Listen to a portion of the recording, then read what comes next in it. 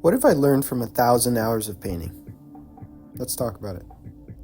This is a really interesting idea of taking an amount of time you've spent on something and assigning some sort of value to it.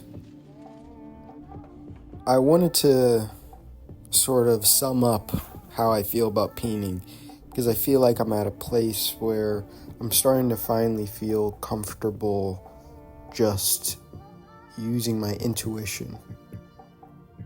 And I had the thought of, how much time have I really spent doing this, and how much of that time really mattered to get to where I am now.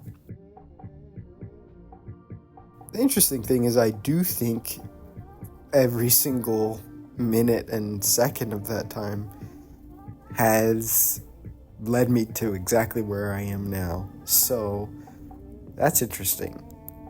But what has it taught me? Well, first, I've probably painted more than 1,000 hours, but I know I've painted at least 1,000 hours. I'll give myself that.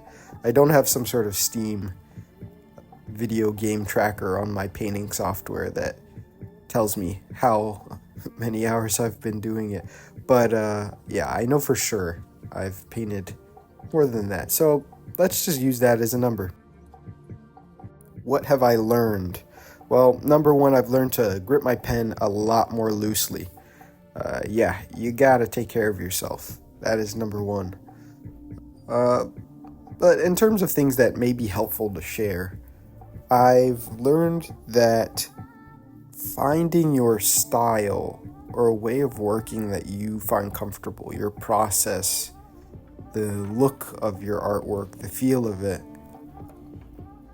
is something that will happen naturally. And once you are able to sort of fall into your style, it's kind of like finally finding a pair of pants that fit you perfectly. No need for a belt. But yeah, that's the way it felt to let my process sort of dictate where the painting goes and my intuition sort of guide my hand. What this resulted in is me sort of using different techniques that I've heard of over the years and ideas that have really stuck with me from artists that I admire and have studied a lot. And I sort of just would use them at, whenever I've remembered them. So a lot of the processes that I use now, I was not using when I started painting. But the things that I like to paint are generally what I've always wanted to paint. And I still want to keep improving, doing whatever these weird hellscapey looking landscapes and these characters that have no mouth and these glowing eyes and weird robes and meat and viscera and death and beauty and all of that is what I've always wanted to do. But now it's kind of just coming out and it feels like it's really flowing. So yeah, letting that guide you and allowing yourself over time to fall into what you find comfortable.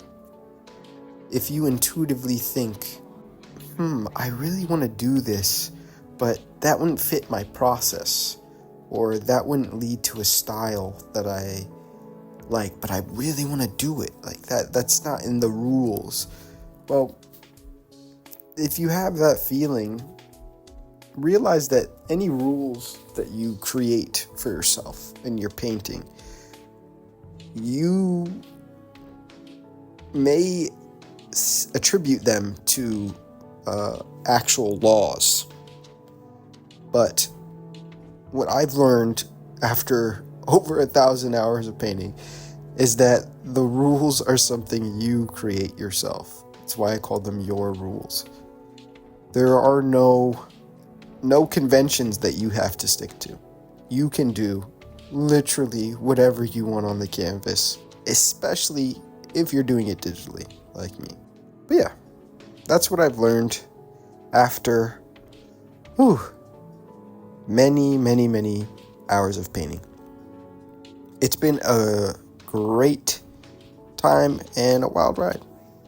I've really enjoyed being able to start to share my artistic process and journey with everybody, and I hope to do a lot more of that on the channel. This was a painting I did in Procreate. I'm not sure how long it took, but that wasn't really the point of it.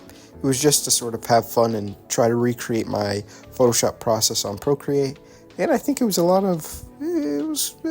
kind of successful. It was still, kind of crazy and messy, but I think the way it makes me feel when looking at it, the texture, and just the overall mood, I like it. I hope you do too. Thanks for listening, and I'll see you in the next one.